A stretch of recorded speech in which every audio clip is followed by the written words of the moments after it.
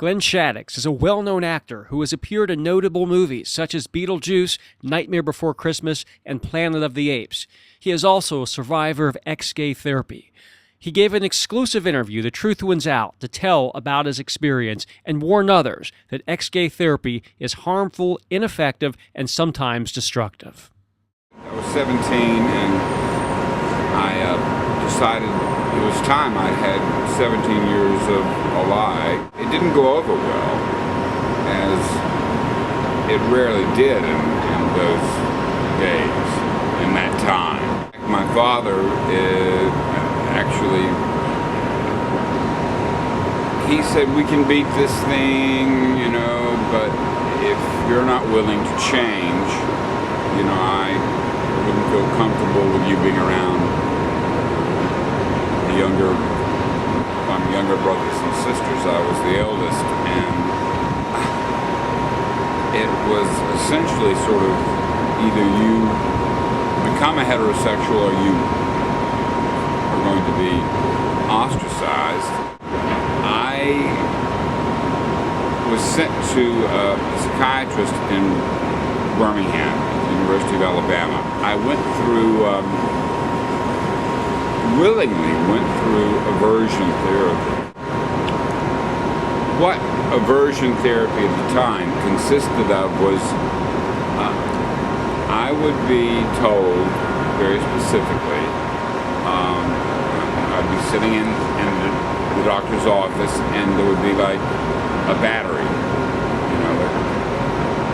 as I remember, it reminded me of a car battery, and they hooked up electrodes to my right arm, and I was instructed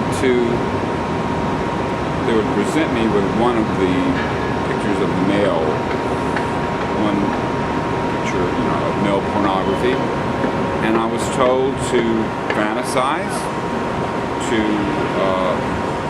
let myself achieve an erection, and when I achieved an erection, I was to nod my head, and they said, now we're going to increase the voltage and this will just contract the muscles. And but I'll never forget the phrase, don't be a sissy about the pain, because the more pain that you can take, the more this is going to work, and the more effective the treatment will be. And so I did as I was told. And I must say I was complicit in that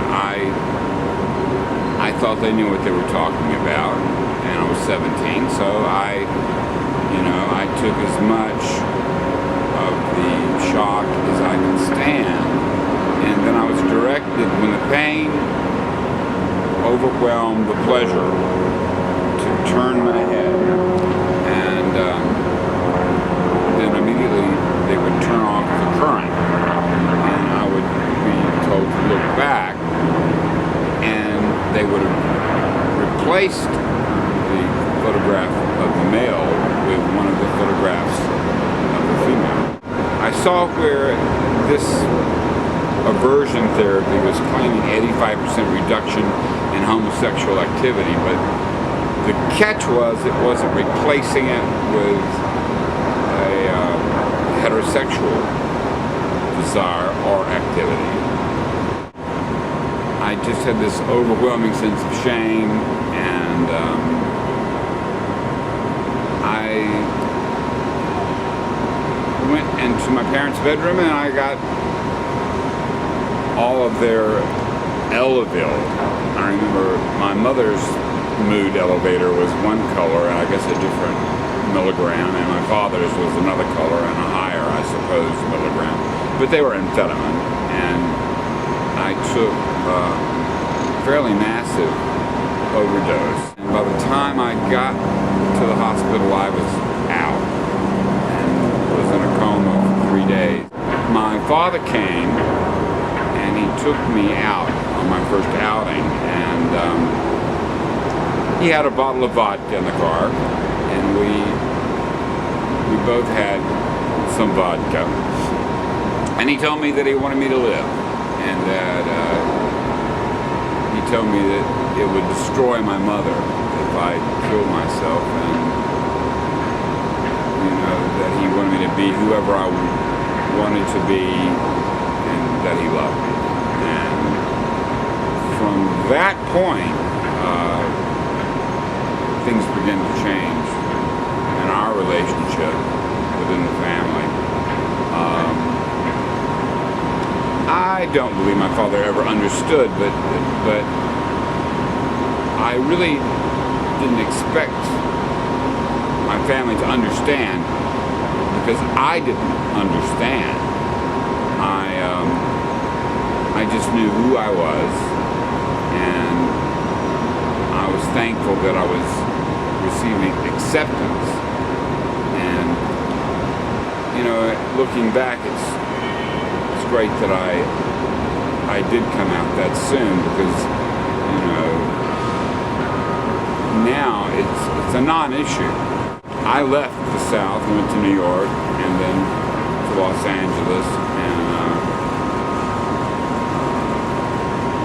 we started working in film in the 80s, and recently moved back to Alabama. And there's been a lot of change, but there's still a lot of people, and it's really religious based, that believe that they can change their homosexual son or daughter. What essentially happens is it reinforces shame and guilt.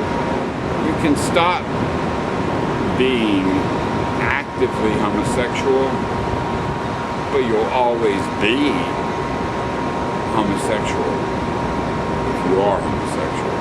That's my belief. And